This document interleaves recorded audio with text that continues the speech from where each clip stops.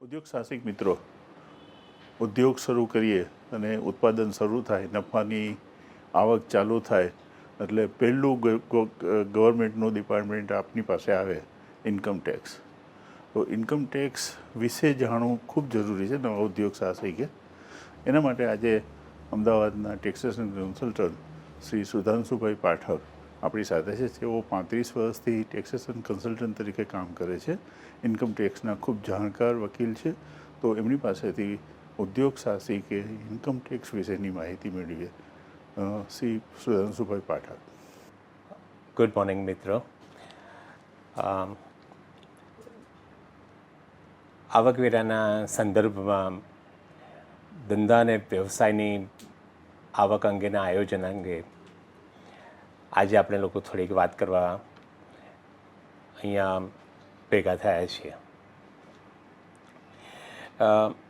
આયોજનની જ્યારે વાત આપણે વિચારીએ છીએ ત્યારે આવકવેરાના સંદર્ભમાં આયોજન એ બહુપાંખ્યો એપ્રોચ માંગી લેનારી વસ્તુ બને છે. તમે કોઈ એક જ આવકના શીર્ષકના સંદર્ભમાં જ આયોજનનો વિચાર ના કરી શકો. કરદાતાની આવકને સામાન્ય રીતે 5 ભાગમાં વહેંચવામાં આવે છે. 5 શીર્ષકો હેઠળ વર્ગીકૃત કરવામાં આવે છે. જેમાંની પહેલું શીર્ષક આવકનું પગારની આવક છે. મકાન મિલકતની આવક એ બીજું શીર્ષક છે. ધંધા અને વ્યવસાયની આવક ત્રીજું શીર્ષક છે. મૂડી નફો ચોથું શીર્ષક છે. અને જે રેસિડ્યુઅલ હેડ ઓફ ઇન્કમ છે એ અન્ય સાધનોની આવક એવું 5મું શીર્ષક છે. એટલે આયોજનનો જ્યારે વિચાર કરીએ છીએ ત્યારે આ સમગ્ર 5 શીર્ષકોને ધ્યાનમાં રાખીને સામાન્ય રીતે આપણે લોકોએ વિચાર કરવો જોઈએ. પરંતુ આજે સમયના સંદર્ભમાં આપણે ફક્ત ધંધા અને વ્યવસાયની આવકના શીર્ષક હેઠળ આવકવેરાનું આયોજન કઈ રીતના કરી શકાય તે આપણે જોવાનો વિચાર કરીશું. ઘણીવાર આપણને કહેવામાં આવે છે કે if you fail to plan then you are planning to fail. જો તમે કોઈ પણ એક વિષયને આયોજન સિવાય એપ્રોચ કરવાનો પ્રયત્ન કરો છો તો એ સંદર્ભમાં નિષ્ફળતાની ગેરંટી સાથે આપણે લોકો કામ કરવાનો વિચાર કરીએ છીએ. એટલે દરેકે દરેક ક્ષેત્રની અંદર આયોજન એ અતિ મહત્ત્વનું પાસું બની જાય છે. અંડર ધ સર્કમસ્ટાન્સીસ ધંધા અને વ્યવસાયની આવકની બાબતમાં કરવેરાનું આયોજન આપણે કઈ રીતના કરી શકીએ તે જોવાનો ટ્રાય કરીએ. જ્યારે આયોજનની વાત થાય છે ત્યારે હેતુ મેક્સિમાઇઝેશન ઓફ ઇન્કમ એટલે કે આવકની મહત્તમતા અને મિનિમાઇઝેશન ઓફ ટેક્સ લાયબિલિટી એટલે કે એને સંબંધિત એવા વેરાની લઘુત્તમતા, આ બાબતને આપણે લોકો હેતુ તરીકે જોઈશું. એ વસ્તુ આપણે લોકોએ સ્પષ્ટ કરી દેવી જોઈએ કે કરવેરાનું આયોજન અને કર છુપાવવાની બાબત બંને અલગ અલગ છે. એક ટેક્સ પ્લાનિંગ છે, બીજું ટેક્સ ઇવેઝન છે. અને જે ઇવેઝન છે, જે કર છુપાવવાની બાબત છે, એ ઇલીગલ છે, એ ગેરકાયદેસર છે. કરવેરાનું આયોજન આવકવેરાની પ્રવર્તમાન જોગવાઈઓને ધ્યાનમાં રાખીને કરવામાં આવે છે, માટે એ સંપૂર્ણપણે કાયદેસરનું છે. તો અત્યારનો આપણો જે વિષય છે એ કરવેરાના આયોજન અંગેનો છે અને નહીં કે કર છુપાવવા અંગેનો. જ્યારે કરવેરાના આયોજનની વાત કરીએ છીએ ત્યારે ધંધા અને વ્યવસાયની બાબતમાં સૌથી પ્રથમ આપણે લોકોએ જોવું જોઈએ કે કલમ 2 પેટા કલમ 13માં ધંધાની જે સમજૂતી આપવામાં આવી છે તે સમાવેશી પ્રકારની છે અને સંપૂર્ણ નથી. ત્યાં ડેફિનેશનમાં એવું કહ્યું છે કે ધંધો એટલે વેપાર, વાણિજ્ય કે ઉત્પાદન કાર્ય અથવા વેપાર, વાણિજ્ય કે ઉત્પાદન કાર્યની પ્રકૃતિ ધરાવનાર કોઈપણ કાર્યનો સમાવેશ ધંધામાં થશે. હવે આમ જ્યારે એમણે કોઈપણ કાર્યનો સમાવેશ થશે એવું કહ્યું છે ત્યારે એનો મતલબ એ છે કે સમગ્ર સમજૂતીનો અર્થ બહુ વિશાળ થઈ જાય છે અને ફક્ત 3 પ્રવૃત્તિ પૂરતો મર્યાદિત નથી રહેતો. તો કલમ 2 પેટા કલમ 13માં ધંધા શબ્દની સમજૂતી આપવામાં આવી છે. સાથે સાથે કલમ 2 પેટા કલમ 36માં વ્યવસાયની સમજૂતી આપવામાં આવી છે. વ્યવસાયમાં રોજગારનો સમાવેશ પણ કરવામાં આવ્યો છે અને આ એવી પ્રવૃત્તિ છે કે જેમાં સ્પેશિયલાઇઝ્ડ નોલેજ, વિશિષ્ટ નોલેજની એટલે જ્ઞાનની અને સ્કિલની આવશ્યકતા પડે છે. આટલા અંશે તફાવત ઓબ્ઝર્વ કર્યા ત્યાર પછી ધંધા કે વ્યવસાયમાંથી પ્રાપ્ત થતી આવક અંગેની કરવેરાની જોગવાઈઓ સમાન થઈ જાય છે. આનો અર્થ એ છે કે કોઈ એક કરદાતા ધંધામાંથી આવક પ્રાપ્ત કરે અને કોઈ એક કરદાતા વ્યવસાયમાંથી આવક પ્રાપ્ત કરે, બંને પ્રકારની આવકને લાગુ પડતી આવકવેરાની જોગવાઈઓ એક સરખી છે. ફક્ત અર્થ એના અલગ છે અને ત્યાં આગળ એ તફાવત ત્યાં આગળ પૂરો થઈ જાય છે. કેટલાક મુદ્દાઓ આપણે લોકોએ ધંધાની આવક અંગે ધ્યાનમાં રાખવા જરૂરી છે. ફોર એક્ઝામ્પલ, ધંધાની આવક તેના માલિકના સંદર્ભમાં કરપાત્ર થાય છે. આનો અર્થ એ છે કે ધંધાનું સંચાલન કોઈ પણ કરતું હોય તો પણ આવકની કરપાત્રતા એના માલિકના સંદર્ભમાં ઊભી થશે અને નહીં કે ધંધાનું સંચાલન કરનારા સંદર્ભમાં. એ જ પ્રમાણે ભારતીય સંવિધાનમાં આપેલી જોગવાઈ પ્રમાણે કોઈ એક વ્યક્તિ અનેક ધંધાઓ કરી શકશે. એ સંજોગોમાં કોઈ કરદાતા જો એક કરતાં વધુ ધંધાનો માલિક હોય તો તેની આવકની ગણતરી બધા જ ધંધામાંથી પ્રાપ્ત થતી આવકના એકત્રીકરણ કર્યા બાદ રહેતી રકમ ઉપર થાય છે. આમ શક્ય છે કે કોઈ એક કરદાતા 4 ધંધાનો માલિક હોય તો ચારે 4 ધંધાની આવક અલગ અલગ રીતે કરપાત્ર ગણવાની નથી, પરંતુ ચારેય ધંધાની આવકનું એકત્રીકરણ કરવાનું છે અને એકત્રિત કરાયેલી કુલ રકમ ઉપર વેરાની જવાબદારી નક્કી કરવાની છે. આમ કરતી વખતે માનો કે કોઈ એક ધંધામાં ખોટ હોય તો આવી ખોટ અન્ય ધંધાઓની આવકની સામે મજરે લઈ શકાશે, સિવાય કે એ ખોટ સટ્ટાના ધંધામાંથી ઉદ્ભવેલી હોય. તો જ્યારે આવકના એકત્રીકરણ કરવાની વાત છે ત્યારે બિનસટ્ટાકીય ધંધાની આવકોની એકત્રીકરણ કરવાનું છે અને સટ્ટાના ધંધાની આવકને કે ખોટને અલગ રાખવાની છે. સટ્ટાના ધંધાની ખોટ ફક્ત સટ્ટાના ધંધાની આવક સામે જ મજરે લઈ શકાશે. બિનસટ્ટાકીય ધંધાની ખોટ સટ્ટાના ધંધાની આવકની સામે મજરે લઈ શકાશે. આ ઉપરાંત એક બાબત ધ્યાનમાં એ રાખવાની છે કે કોઈ પણ એક વર્ષમાં ખર્ચ મજરે મેળવવા માટે ધંધાનું ચાલુ રહેવું જરૂરી છે. એટલે ધંધો બંધ થઈ ગયો હોય તો તે સંદર્ભમાં એ ધંધાને લગતા ખર્ચ કે નુકસાનને મજરે લઈ શકાશે નહીં. જો ધંધો ચાલુ હશે તો જ આવી ખોટ કે આવું નુકસાન કે આવો ખર્ચ મજરે મેળવી શકાશે. આવકની ગણતરીનો આધાર વાસ્તવિક આવક ઉપર કરવાનો છે, એટલે કે વાસ્તવિક નફા ઉપર કરવાનો છે. ધારી લીધેલી આવક અથવા તો નોશનલ ઇન્કમના આધારે કોઈ પણ એક ધંધાની આવકની ગણતરી કરી શકાશે નહીં. કોન્ટ્રેક્ચ્યુઅલ લાયબિલિટીના અન્વયો ઊભી થતી જવાબદારી અંગે કરવામાં આવેલી ચૂકવણીઓ પણ ધંધાના ખર્ચ તરીકે મજરે મળશે. આ એક બાબત આપણે લોકોએ નોંધવી જરૂરી છે. એમ પણ કહેવામાં આવ્યું છે કે ધંધામાં જે ઘાલખાત પડે છે એ ઘાલખાત પણ કરદાતાને મજરે મળશે, પરંતુ નવી જોગવાઈ પ્રમાણે જ્યારે આવી ઘાલખાત મજરે લેવામાં આવશે ત્યારે જે વ્યક્તિની ઘાલખાત માંડી વાળવામાં આવી છે, રકમ માંડી વાળવામાં આવી છે ઘાલખાત તરીકે, તે વ્યક્તિના સંદર્ભમાં આવી રકમ કરપાત્ર ગણાઈ જશે.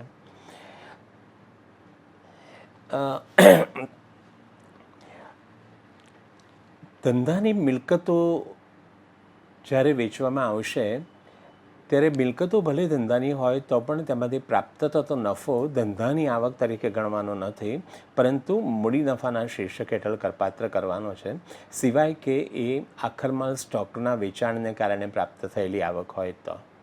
આખરમાલ સ્ટોકના વેચાણનો નફો ધંધાની આવક તરીકે કરપાત્ર ગણાશે. અન્યથા બાકીની તમામ ધંધાકીય મિલકતોના વેચાણનો નફો કે ખોટ મૂડી નફાના શીર્ષક હેઠળ આકારવામાં આવશે. એ બાબત આપણે લોકોએ જરા ધ્યાનમાં રાખવાની છે. કોઈ પણ એક ધંધાને લગતા ખર્ચ કે નુકસાન પ્રાપ્ત કરવા માટેનું બર્ડન ઓફ પ્રૂફ કરદાતાના શિરે મૂકવામાં આવ્યું છે. એટલે કરદાતાએ પુરવાર કરવું પડશે કે આ નુકસાન ખરેખર થયું છે, આ ખર્ચ ધંધાને માટે થયેલો છે અને એ સંદર્ભમાં મને મજરે મળવું જોઈએ.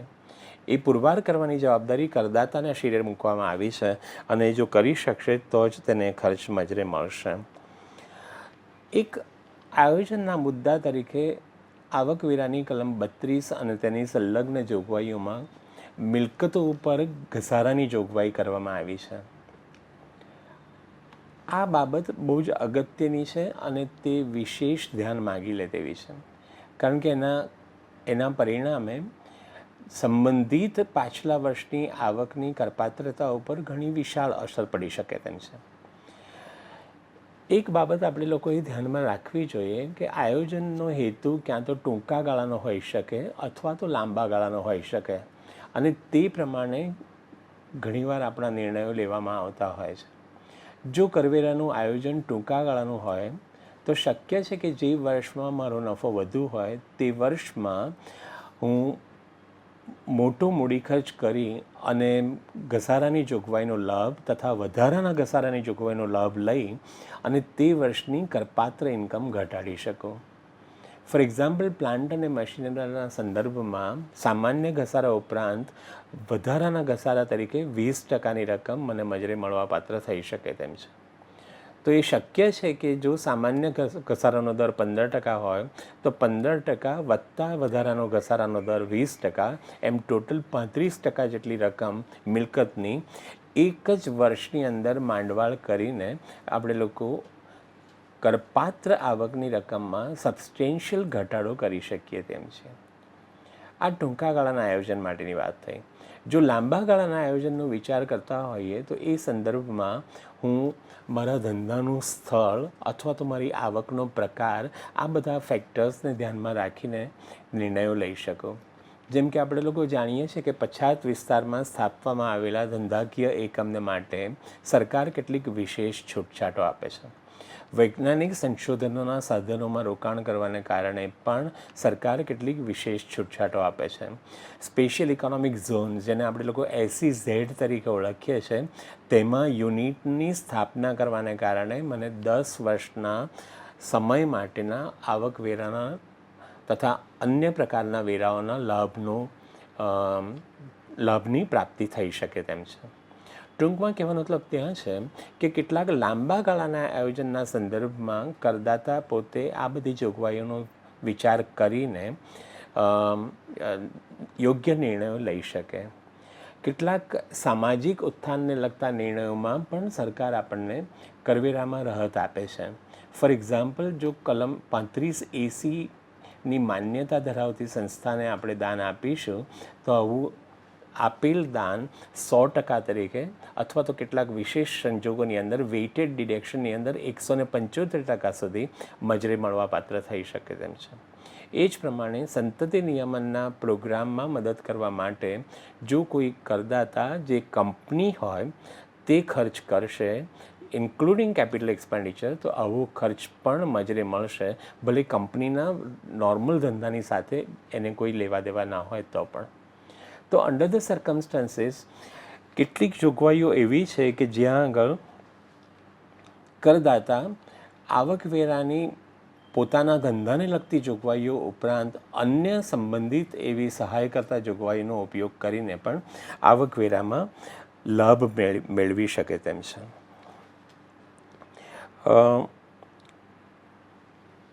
એક બાબત નિકાસ કરતા એકમોને માટેની આપણે લોકોએ ધ્યાનમાં રાખવી જોઈએ કે જ્યારે કોઈ એક કરદાતાનો ધંધો આયાત અને નિકાસની પ્રવૃત્તિ ધરાવતો હોય તો એ સંજોગોની અંદર એને એક્સચેન્જ ફ્લક્ચ્યુએશન ગેઇન અથવા તો લોસ થવાની સંભાવના રહે છે. આવો લોસ મજરે લઈ શકાય છે, ગેઇન કરપાત્ર બને છે. તો એક્સચેન્જ ફ્લક્ચ્યુએશન લોસ અને ગેઇન એ પણ ધંધાના ખર્ચ તરીકે નોશનલ હોવા છતાં પણ આવક અથવા તો લોસ તરીકે મજરે લેવું પડશે. એ બાબતને આયોજનની એક બાબત આવકવેરાની જોગવાઈઓનું ટાઈમલી કોમ્પ્લાયન્સ છે કે સમયસરના ધોરણે આપણા ઉપર મૂકવામાં આવેલી જવાબદારીઓનું જો પાલન થશે તો આપણે ઘણી બધી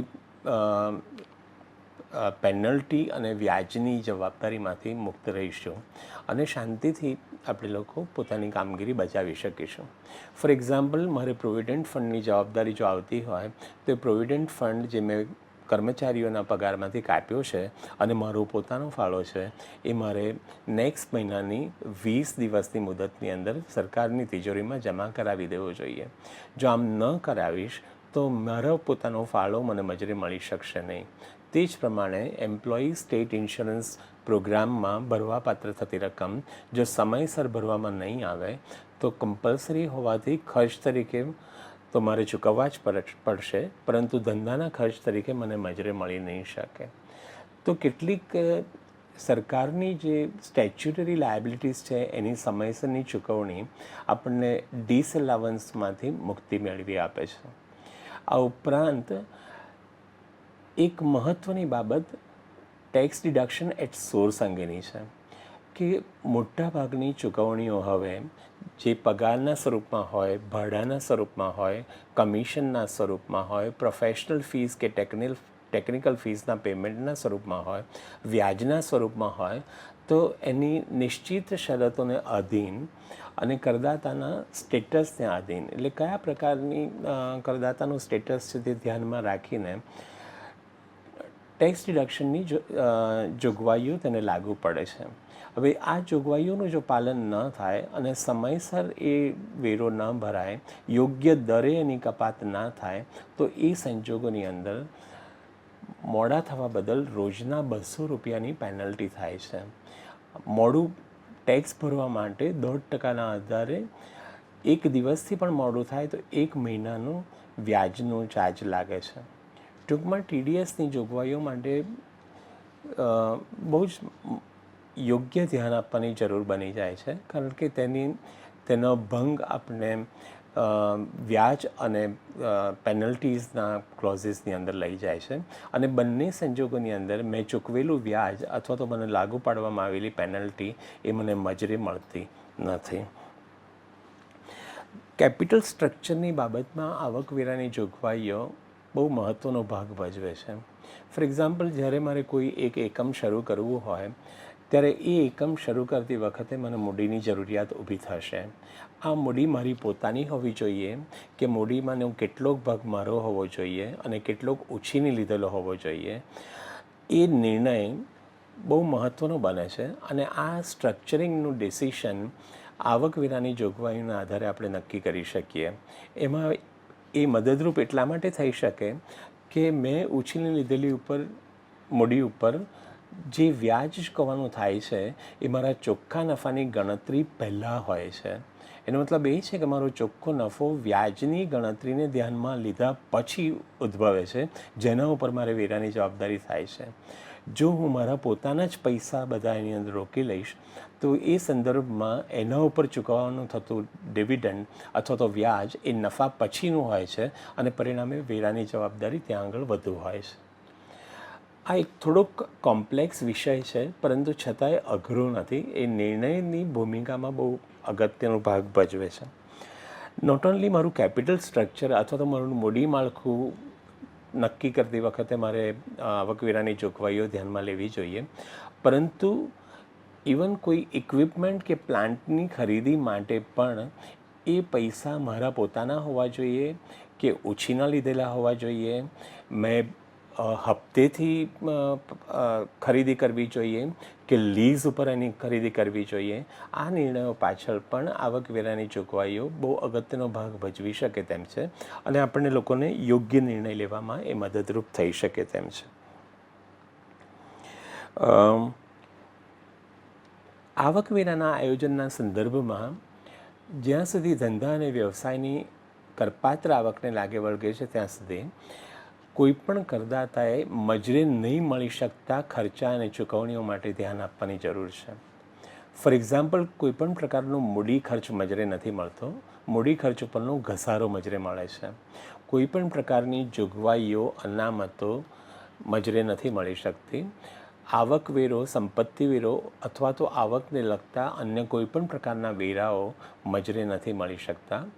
20,000 રૂપિયા ઉપરની રોકડ રકમની કરેલી ચૂકવણી કેટલીક શરતોને અધીન મજરે નથી મળતી. કોઈ પણ પ્રકારના અંગત ખર્ચ અને ઉપાડ મજરે નથી લઈ શકાતા. અને તે જ પ્રમાણે પેનલ્ટી અને વ્યાજની રકમની લેટ પેમેન્ટ અંગેની વ્યાજની રકમની ચૂકવણી મને મજરે નથી મળતી. અમાન્ય ઘસારો મને મજરે નથી મળતો. ભલે મારા બુક્સમાં ઘસારાની રકમ વધુ હોય, પણ આવકવેરાની જોગવાઈઓ પ્રમાણે મજરે મળવાપાત્ર ઘસારો જો ઓછો હોય તો તફાવતની રકમ મને મજરે નહીં મળે.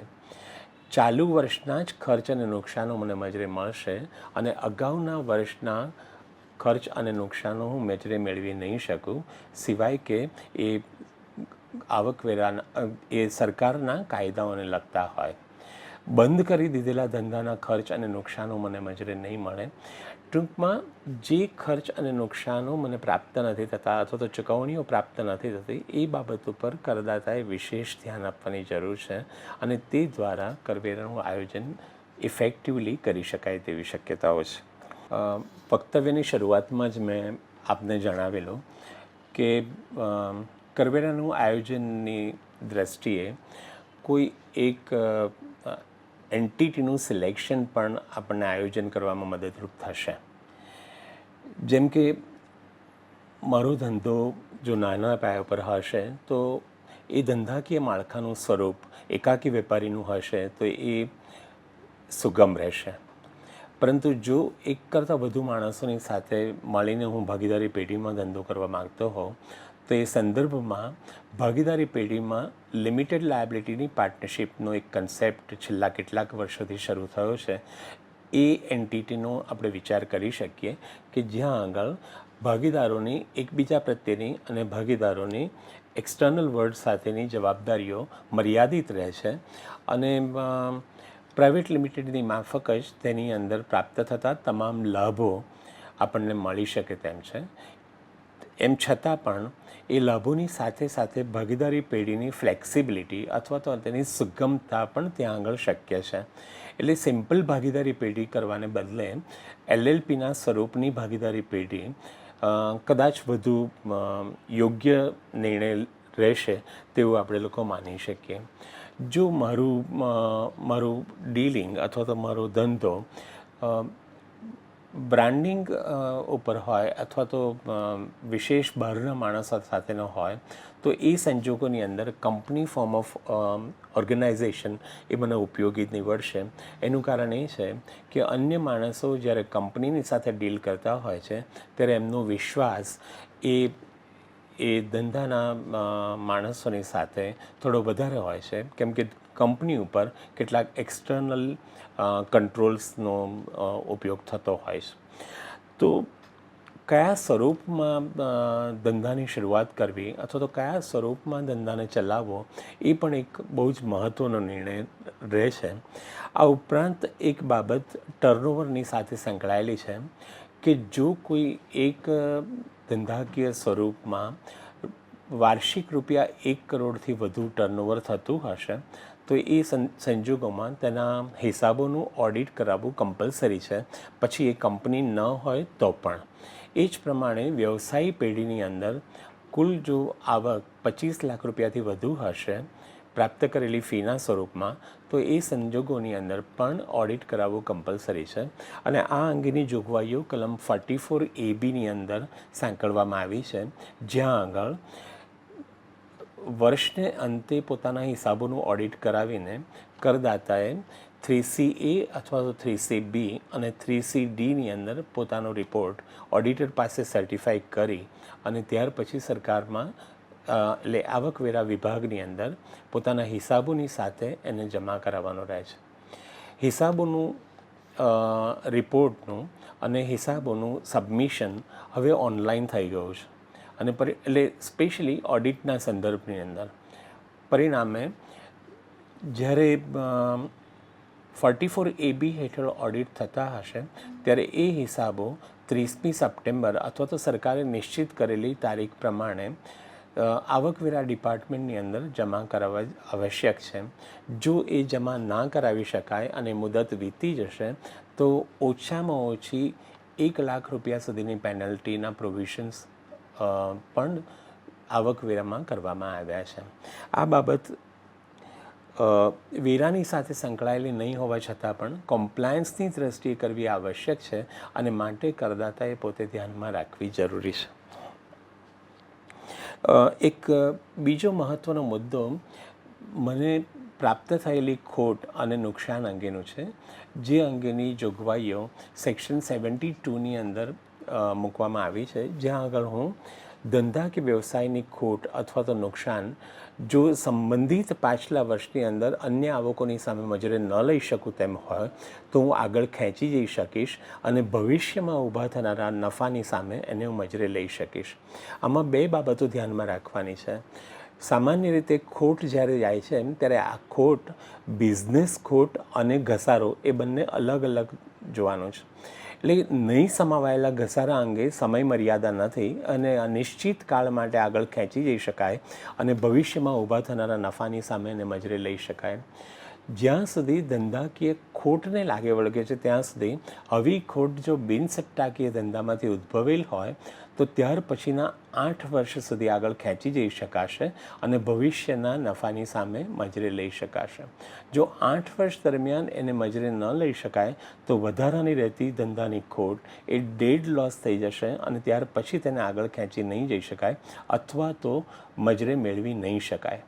આ સંદર્ભમાં જો મારી પાસે ધંધાકીય ખોટ હોય અને બિનસમાવાયેલો ઘસારો હોય તો સૌ પ્રથમ ધંધાકીય ખોટને મારે મજરે લેવાની છે, કારણ કે ત્યાં આગળ સમયની મર્યાદા છે. નહીં સમાયેલા ઘસારોને ત્યાર પછી હું મજરે લઈશ, કેમ કે તે અનિશ્ચિત કાળ માટે મને મજરે મળી શકે તેવી શક્યતાઓ છે. જ્યાં સુધી સટ્ટાના ધંધાની ખોટને લાગે વળગે છે ત્યાં સુધી આવી ખોટ જો ન મજરે લઈ શકાઈ હોય તો ત્યાર પછીના 4 વર્ષ દરમિયાન મજરે લઈ શકાશે ભવિષ્યમાં ઊભા થનારા સટ્ટાના ધંધાના નફાની સામે જ.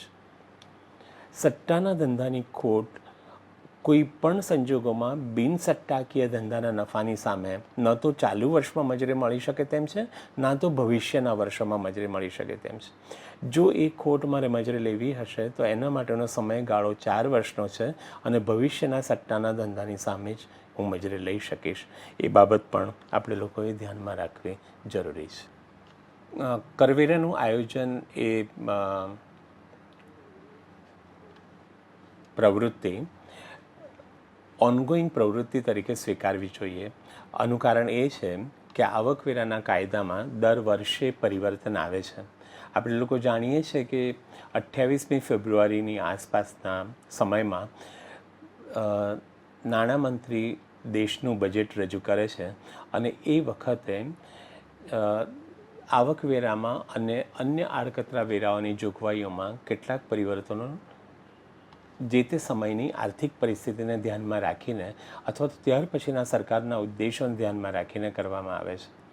તો પરિણામ સ્વરૂપ જેમ અન્ય કોઈ આયોજનો સ્ટેટિક ના હોઈ શકે, સ્થિર ના હોઈ શકે, તે પ્રમાણે આવકવેરાનું આયોજન પણ કોઈ એક વખતે કરીને આપણે લોકો બેસી નહીં રહી શકીએ. દર વર્ષની એ ઘટના છે અને દરેક વર્ષે આવકવેરામાં થતા ફેરફારોને ધ્યાનમાં રાખીને આપણે આપણા નિર્ણયો પરિવર્તિત કરવા પડશે. It's a dynamic exercise. Planning જે છે એ કોઈ દિવસ સ્ટેટિક ના હોઈ શકે. એટલી બાબત ધ્યાનમાં રાખીને આપણે લોકોએ આપણા ભવિષ્યના આયોજનોનો વિચાર કરવો જોઈએ. અસ્તુ.